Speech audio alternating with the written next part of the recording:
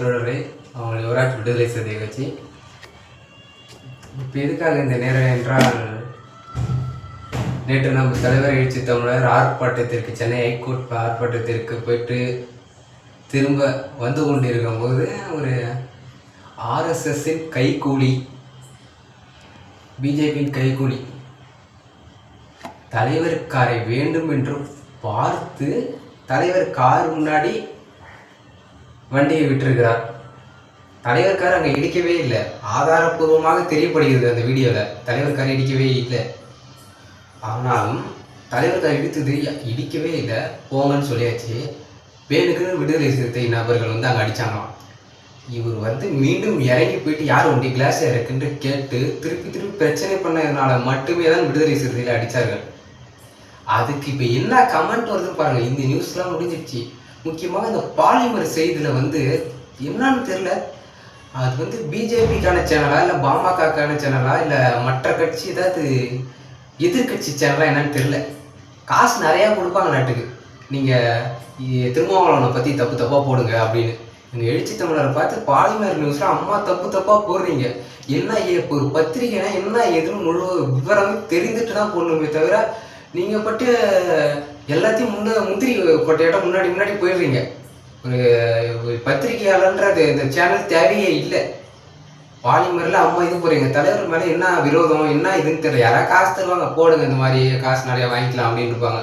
அதுவாக தான் இருக்குன்னு நினைக்கிறேன். அநேகமாக என்னோட தரப்புலேருந்து சொல்லணும்னா இல்லைனா பிஜேபிக்காரங்க நல்லா காசு கொடுத்து வச்சுருக்கலாம் இருக்கலாம். அதனால் இதுக்கு என்ன இப்போ கமெண்ட் வருதுன்னு வேற ஒன்று பார்த்துக்கிட்டிங்கன்னா, விஜய் அவர்கள் பிரச்சாரத்திற்கு போயிருந்த போது அந்த வண்டியில் 2 பேர் சிக்கினார்கள். அப்போ விஜய்க்கு ஒரு நியாயம், திருமாவளவனுக்கு ஒரு நியாயம் அப்படின்ட்டு இங்கே 4 பேர் ஒரு தற்கொலைகள் தமிழக வெற்றி கழகத்திலேருந்து சுற்றிட்டு இருக்காங்க.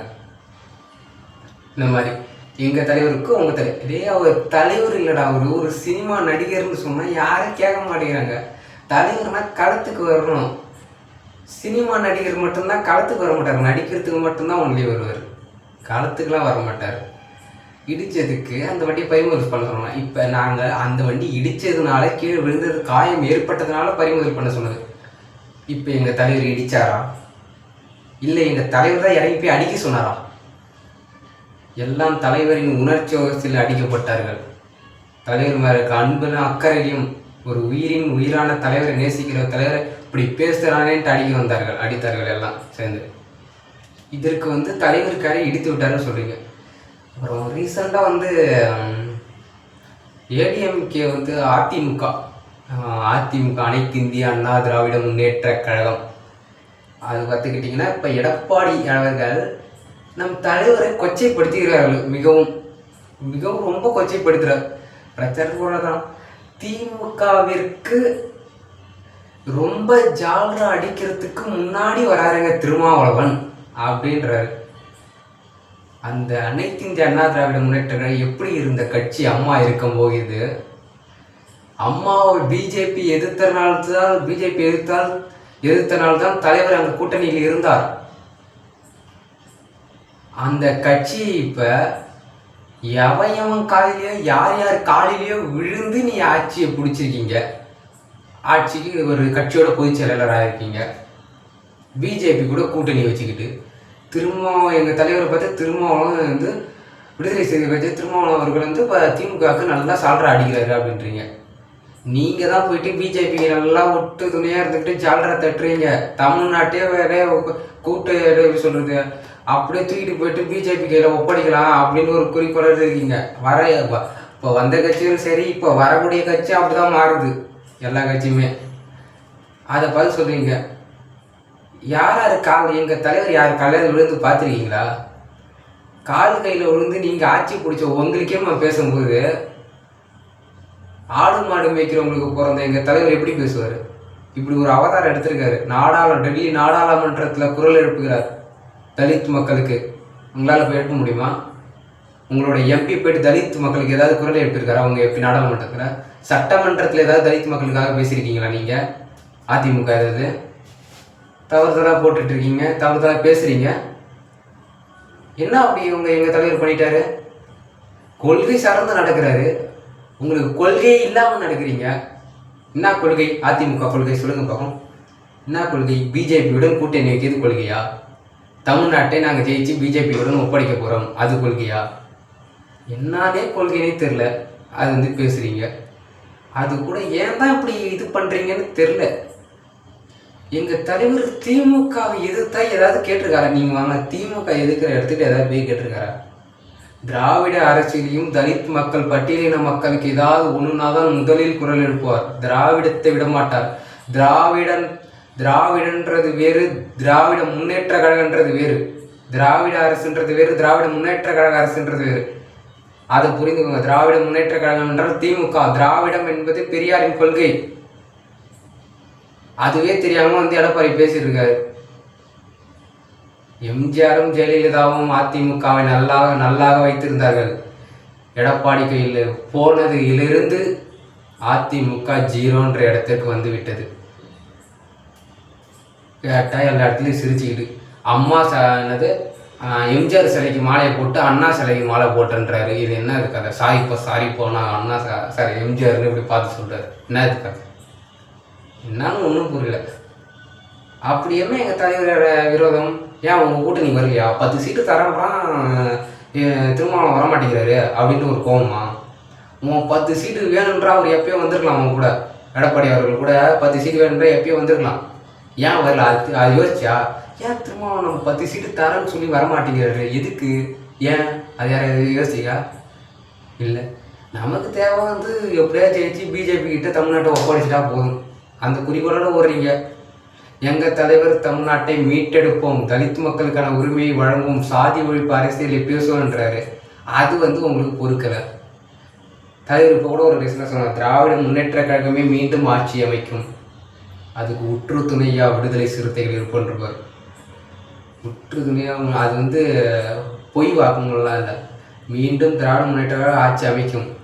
விடுதலை சிறுத்தைகள் யார் பக்கம் நிற்கிறோமோ அவங்கள்தான் தலைமைச் செயலகத்தில் தமிழக முதலமைச்சராக பதவி ஏற்பார். வேற யாராலையும் ஏற்க முடியாது. விடுதலை சிறுத்தைகள் யார் பக்கம் நிற்கிறோமோ அவங்கள்தான் முதலமைச்சர். அந்த காலகட்டம் வந்துவிட்டது. இன்னும் விரைவில் சென்று விட்டால், காலகட்டம் கடந்து விட்டால் சொல்லுவாங்க எல்லாம், ஏன் எல்லாத்தையும் முதல்வராகிட்டு நம்ம தலைவர் எழுச்சி தமிழர் முதல்வர் ஆகுமேன்னு சொல்லுவாங்க. காலம் வரும், கோட்டையில் கொடி பறக்கும். யார் யார் பார்ப்பீங்கன்னு தெரியாது. இப்போ ஆரம்பித்த விஜய்லேருந்து அம்மாவுக்கு எப்படி சொல்கிறது, நல்லா நடந்துகிட்டு இருந்த அதிமுகவை இப்போ பிஜேபி கிட்ட ஒப்படைக்கிற நீங்களேருந்து, எங்களிடமே கற்றுக்கிட்டு எங்கள் கொள்கையே கற்றுக்கிட்டு போயிட்டு இப்போ சும்மா போயிட்டு கத்திட்டு கிடக்கிற சீமான்லேருந்து எல்லாரும் போய் பேசுவீங்க. அன்றைக்கி என்ன சொன்னது நடக்கலை. சாதி ஒழிப்பு அரசியல் பேசணும். சாதி ஒழிப்பு அரசியல் தான் இன்ன வரைக்கும் பேசிகிட்டு இருக்கோம். பாமகவும் பாஜகவும் இருக்கிற இடத்துல ஒருபோதும் விடுதலை சிறுத்தைகள் இருக்க மாட்டேன்னு சொன்னோம். எங்கே இருக்கிறோம்? பாமக பாஜக இருக்கிற இடத்துல விடுதலை சிறுத்தைகள் எங்கே இருக்கிறோம்? சொன்னால் செய்யணும். பிஜேபி கூட கூட்டணியில் என்று பிஜேபிக்கு இப்போ நீ தான் கொத்தடிமையாக நல்லா சால்ரா தட்டிட்டு இருக்கீங்க. எடப்பாடி அவர் தான் சரி சால்ரா தட்டுறாரு. இப்போ எங்கள் தலைவராக வந்து இப்போ பிஜேபிக்கு பாமக இல்லைன்னு சொல்லிட்டு பாமக கூட போயிட்டு சால்ரா தட்டுறதும், இங்கே அந்த பிஜேபி கூட போய் சால்ரா தட்டுறது இருக்காரு. நீங்கள் தான் போயிட்டு சசிகலா காலில் உழுந்து பதவியை விழுந்து காலெல்லாம் உழுந்து சாமி பதவியெலாம் வாங்கி, எந்த தலைவர் காலில் வந்து பதவி வாங்கியிருக்காரு? எனக்கு இன்ன வரைக்கும் தெரியல. காலிலலாம் வந்து பதவி வாங்கினீங்க பிஜேபி கிட்ட ஒப்படைக்கிறதுக்கு. என்ன ஒரு தமிழ்நாட்டை காப்பாற்ற போறீங்களா? அதுக்கு என்னன்னு ஒன்றும் தெரில. பிரச்சாரம் போகிற இடத்தெல்லாம் காசு கொடுத்து ஆளை வர வச்சுக்கிட்டு என்னன்னு தெரில. எனக்கு தெரிஞ்சு உண்மையிலே இன்ன வரைக்கும் எனக்கு தெரிஞ்சு எங்கள் ஊர் எங்கள் ஹைவே தான், எங்கள் ரோடு சிதம்பரம் ஹைவே ரோடு. அந்த லைனில் நீ ஒரு எடப்பாடி அவர்களும் வந்திருக்காரு, ஸ்டாலின் அவர்களும் வந்திருக்காரு, அம்மா அவர்களும் வந்திருக்காங்க, கலைஞர் அவர்களும் வந்திருக்காங்க, அனைத்து கட்சி தலைவரும் வந்திருக்காங்க. எல்லாரும் போகும்போது எங்கள் ஊரில் பேசிப்பாங்க, எடப்பாடி போகிறாராம் அப்படின்வாங்க, ஸ்டாலின் போகிறாராம், அந்த மாதிரி அம்மா போகிறாங்க, கலைஞர் போகிறாரு, சீமான் எதாவது போகிற, விஜயகாந்த் கொண்டாடி போகிறாங்க, இப்போ ரீசெண்டாக வந்த பொண்ணு விஜயகாந்த் கொண்டாடி போகிறாங்களாம் அப்படின்னு. ஆனால் எங்கள் தலைவர் வரும்போது என்ன தெரியுமா சொன்னாங்க, தலைவர் போகிறாராம்ப்பா அப்படின்வாங்க. அதுலேருந்தே தெரியுது உண்மையான தலைவர் என்று யாரை சொல்கிறாங்க. ஏன் திருமாவளவன் போகிறாருன்னு சொல்ல வேண்டியதுன்னா, இன்ன வரைக்கும்னா யார்கிட்டையுமே திருமாவளவன் போகிறாருன்னு கேட்டதே கிடையாது. தலைவர் போகிறாராம், நம்ம தலைவர் போகிறாராப்பா. நம்ம தலைவர், குடும்பத்தில் ஒரு தலைவர், எங்களுடைய தலைவர் அவர். தலைவர் போறாருன்னு தான் சொல்லுவாங்க, திருமாவளவன் போறாருன்னு சொல்ல மாட்டாங்க. ஏன்னா உண்மையான மக்களுக்கான ஒரே தலைவர் எழுச்சி தமிழர் மட்டும்தான். இதை தெரியாமல் வந்து பேசிட்டு இருக்கீங்க. கள்ள சாராயம் கொடுத்து செத்ததுக்கு கள்ளக்குறிச்சிக்கு வரலன்றீங்க. சிஎம் எழுச்சி தமிழர் 2 நாள் அங்கே இருந்தார். எழுச்சி தமிழர் வரலன்ட்டு ஒரு வீடியோவில் நான் பார்த்தேன். எழுச்சி தமிழர் 2 நாள் அங்கேயே தங்கியிருந்து அந்த பாதிக்கப்பட்ட மக்களுக்கு குரல் கொடுத்தார், நிதி கொடுத்தார், வீர வணக்கம் செலுத்தினார். அவங்க கள்ளச்சாரம் கொடுத்து யார் பாதிக்கப்பட்டாலும் வருவாருங்க எங்கள் தலைவர். யார் பாதிக்கப்பட்டு ஒரு இடத்துக்கு இன்னும் எழுச்சி தமிழர் போகவில்லை அப்படின்ட்டு ஏதாவது ஒரு ஹிஸ்ட்ரி எடுங்க பார்க்கணும். ஒரு இத்தனை வருஷமாக ஒரு சாதி கலவரம், கற்பழியாக இருக்கட்டும், கொலையாக இருக்கட்டும், வீடு எறிந்ததாக இருக்கட்டும், இந்த பாதிக்கப்பட்டாங்க ஒரு ரீதியிலேருந்து ஒரு சமூகத்திலாக பாதிக்கப்பட்டாங்கன்ட்டு அப்படியும் ஒரு ஹிஸ்ட்ரி எடுத்திங்கன்னா அந்த ஹிஸ்ட்ரியில் பார்க்கலாமே எந்த இடத்துக்கு தலைவர் எழுச்சி தமிழர் போகாமல் இருக்கிறாருன்ட்டு. அதெல்லாம் பாருங்கள் போயிட்டு. எடப்பாடி அவர்கள் திமுக போகணுன்னா திருமாவளவன் முதல்ல வந்து ஜால்ரா அடிக்கிறாருப்பா. ஏன்ப்பா நீங்கள் பிஜேபி கூட போயிட்டு இப்போ தமிழ்நாட்டை ஜால்ரா அடித்தாங்க கொடுக்குறீங்க, அது சொல்லுங்களா? அரசியலமைப்பு சட்டத்தையே எதிர்க்கிறாரு, அந்த இடத்துல போயிட்டு நீங்கள் இது பேசுகிறீங்க. என்னைக்கு கொள்கையை பேசியிருக்கீங்க? தலித் மக்களுக்கான உரிமைகளை என்னைக்கு பேசியிருக்கீங்க? ஒடுக்கப்பட்ட மக்களுக்கான உரிமைகளை என்னைக்கு பேசியிருக்கீங்க? தலித் மக்கள் எங்கே உங்கள் கட்சியில் இருக்காங்க சொல்லுங்கள். அதிகப்படியாக தலித் மக்கள் கட்சியில் பொறுப்பில் இருக்கிறது யார் காட்டுங்க. ஒரு ஒன்றிய செயலாளர் காட்டுங்க. அதிகமாக இருக்கக்கூடிய தலித் மக்கள் இருக்கக்கூடிய ஒன்றிய செயலாளர் காட்டுங்க. ஏன் கேட்கவே முடியாது. சாதி கலவரத்துக்கே உங்களால் வந்து கேட்க முடியல. நீங்கள் எங்கே வந்து இப்போ சாதி ஒழிப்பு அரசியல் பேசுவீங்க? சாதி வேணான்ட்டு சொல்லுங்கள் பார்ப்போம், எப்படி பேசுவீங்க? அதுவே பேச முடியல. எல்லா நிகழ்ச்சியும் கலந்து கொண்ட அருண்மொழி தேவன் பூனே சட்டமன்ற தொகுதி எம்எல்ஏ அவராலே கமாபுரம் அவரோட தொகுதியில் நடக்கிற ஒரு ஜாதி முதலுக்கு வந்து கேட்க முடியல. யார் பக்கம் நான் இருக்குதான்னு வந்து கேட்டுக்கலாம். சப்போஸ் ஒரு என்ன ஆச்சு அப்படின்னு கூட கேட்டுக்கலாம்ல, அதுவே கேட்க முடியல. மற்ற எல்லாத்துக்கும் ஒரு கூட இருந்ததுக்கு வந்தால் ஒரு ஃபோட்டோ அப்படியே நான் குரூப்பில் இருக்கேன், என் குரூப்பில் வரும், அப்படியே நிறைய குரூப்பில் எல்லாம் இருக்கேன், அந்த என் வாட்ஸ்அப் குரூப்பில் வரும். வீடியோ இருந்ததுக்கு வந்துட்டாரு சட்டமன்ற உறுப்பினர் எம்எல்ஏ வந்து கொடுத்துட்டு போயிட்டாரு நிதி உதவி அப்படின்வாங்க. இங்கே என்ன பார்த்தா கல்யாணத்துக்கு வந்துருக்காரு, நிதி இந்த மாதிரி நிகழ்ச்சிக்கு வந்துருக்காரு கொடுத்துருக்காரு. இங்கே அந்த இறப்பு செய்தி வந்திருக்காரு, ஆழ்ந்த இருங்களை சொல்லிருக்காரு. அப்படி ஏங்க சாதி கலவரத்துக்கு போக முடியல? அது ஏன் போக முடியல? ஏன்னா கேட்டால் 2 தரப்பு ஓட்டு வேணும், போனாங்க கிடைக்காது அப்படின்னீங்க. ஒரு தரப்பு ஓட்டு நியாயமான ஓட்டை வாங்குங்க. எந்த பக்கம் நியாயம் இருக்குதோ அந்த பக்கம் சப்போர்ட் பண்ணி நியாயமான ஓட்டை வாங்குங்க. ஏன் உங்களுக்கு இப்போ நீங்கள் சப்போர்ட் பண்ணி உங்களுக்கு தீர்வு கிடச்சிச்சுன்னா நமக்கு ஒரு தப்பு வாங்கி கொடுத்தாலும் உங்களுக்கு ஓட்டு போட மாட்டாங்க, ஓட்டு போட்டு ஜெயிக்க வைப்பாங்களே. இப்போ ஜெயிச்சிருக்கீங்களே, என்ன பண்ணுறீங்க? இப்போ சாதி கலவரத்துக்கு ஒன்றும் பண்ணலை. வீடியோ இருந்ததுலாம் வரீங்களே, சாதி முதலுக்கு ஏன் வர முடியல? அதை யோசித்து பாருங்கள். எதுக்கு எடுத்தாலும் வந்து திருமாவளவனை எங்கள் தலைவர் எழுச்சி தமிழர் குறை சொல்வதிலே இருக்கீங்க. திருமாவளவன் திமுகவுடன் ஜால்ரா அடிக்கிறார். என்ன ஜால்ரா அடிக்கிறாரு? திமுகவுக்கு எதனா ஒன்றா வந்து முட்டு கொடுக்குறாரா? யாராவது திமுக எதிர்த்தா முட்டு கொடுக்குறாரா? திராவிடத்தை எடுத்துருக்கீங்க. நீங்கள் திராவிடத்தை எதிர்க்காமல் திமுக எதிர்ங்க. எங்கள் தலைவர் எழுச்சி தமிழ் குரல் கொடுக்குறாரா பாருங்க. அது அவங்களோட பிரச்சனை. திமுகவே பார்த்துன்னு விட்டுட்டு போயிடுவார். திராவிடத்தை எதிர்த்தால் மட்டும்தான், பெரியாரின் கொள்கையை எதிர்த்தால் மட்டும்தான் எங்கள் தலைவர் குரல் கொடுப்பார். அதை முதல்ல நல்லா தெளிவாக கவனிச்சுக்கோங்க. நீங்கள் பட்ட உங்கள் இஷ்டத்துக்கு பேசிட்டு இருக்கீங்க. நான் பார்த்தேன் ஒரு இதுவாக இருக்குது. எடப்பாடி நல்லா அவர் அப்படின்னு சொல்கிறது இதுவாக இருக்குது. அது சொல்ல விரும்பல. தெரியும் விடுதலை சிறுத்தைகள் என்ன நடந்தால் என்ன நடக்கும் என்னான்னு தெரியும். ஒவ்வொரு மாவட்டத்திலும் போராட்டத்தை தொடங்க முடியும். ஒவ்வொரு சட்டமன்ற தொகுதியிலும் தொடங்க முடியும் போராட்டத்தை. ஒவ்வொரு நாடாளுமன்ற தொகுதியிலும் தொடங்க முடியும். ஒவ்வொரு மாவட்டத்திலும் சட்டமன்ற தொகுதிகளிலும் ஒவ்வொரு ஊர்களிலுமே விடுதலை சிறுத்தைகள் போராட்டத்தை நடத்த முடியும். எத்தனை போலீஸை தடுக்க முடியும்? எத்தனை போலீஸ்கார காவல்துறையை தடுக்க முடியும்? காவல்துறை வந்து ஒரு இதில் நிகழ்ச்சியில் பார்த்தா காவல்துறை இதில் காவல்துறைன்னு ஞாபகம் வந்தது. காவல்துறை அவர்கள் விஜய் அவர்களுக்கு போதுமான இடத்துல காவல்துறை ஒத்துழைப்பு தரல. நீங்கள் இப்போ யார் தைரியத்தில் எங்கள் விஜய் எங்கள் வீட்டில் பயந்துட்டு இருக்காரு? யார் தைரியத்தில் பயந்துட்டு இருக்காரு? கீழே காவல்துறை இருக்கிற தைரியத்தில் தான் விஜய் மேலே அங்கே பயந்து கொண்டு இருக்கிறார் வீட்டில். காவல்துறை இல்லை என்றால் எட்டி எட்டி பார்க்கணும், இப்படி ஜன்னலை எட்டி எட்டி பார்க்கணும், யாராவது வராங்களா, என்ன நடக்குதோ ஐயோன்னு. காவல்துறை இருக்கிற தைரியத்தில் தான் போகுது, அந்த காவல்துறை ஒத்துழைப்பு கொடுக்கலையா? இன்னும் ஒரு மூளை இல்லாதனமாக பேசுறீங்க. தமிழக வெற்றி கழகலாம் இங்கேயாவது அது இன்னும் எங்கள் தலைவரை வைத்த என்ன நடக்குது தெரியல. திமுகவுக்கு சால்ராடி திராவிட அரசியல் எடுத்ததுனால தானே வரோம். ஒடுக்கப்பட்ட மக்களுக்கு ஒன்றும் செய்யணுன்றதுனால தானே வரோம். கவின் செல்வ கணேஷ் கொலைக்கு என்ன கேட்டீங்க?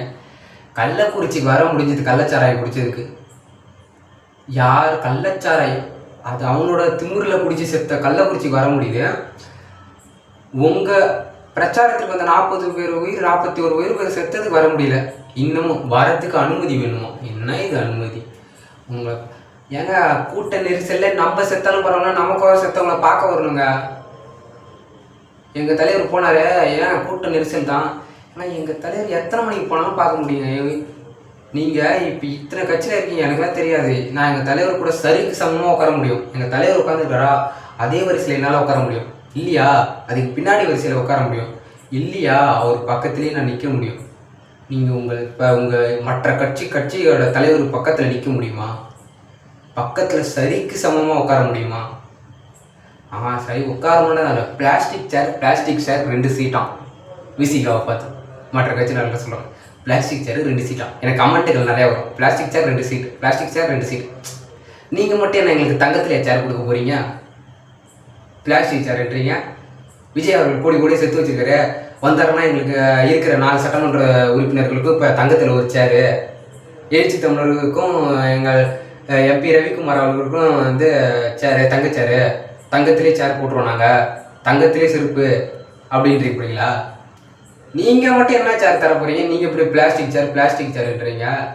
எங்கள் பிளாஸ்டிக் சேர் நாங்கள் கீழே உட்காந்தாலும் எங்கள் விடுதலை சிறுத்தைகள் பக்கம் தான் அந்த கேமரா எல்லாம் திரும்பும்.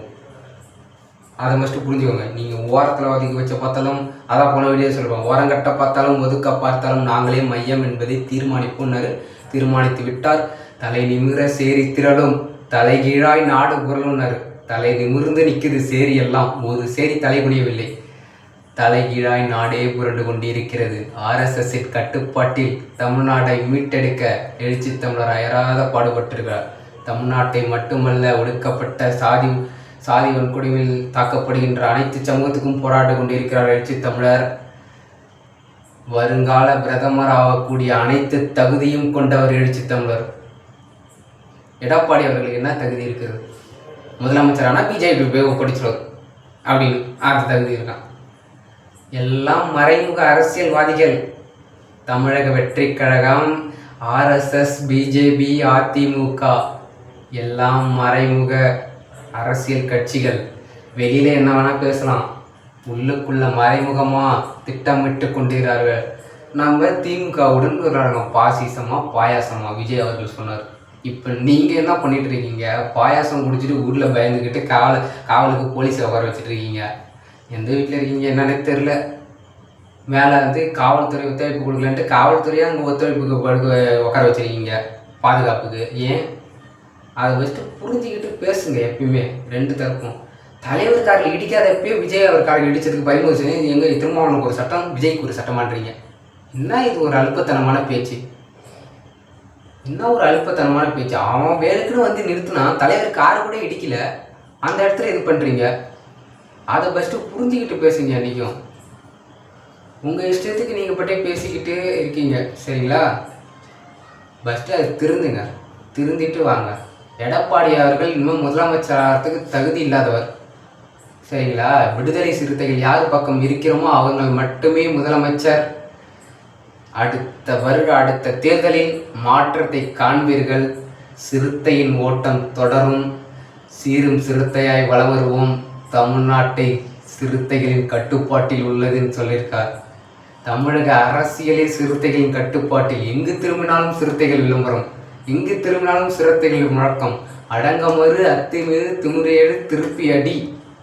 இதெல்லாம் சும்மா முழக்கமாங்க. இதெல்லாம் நெருக்கடிகள் சூழ்ந்த போதும் கொள்கை நெருப்படியே வாழ்வது வீரம்.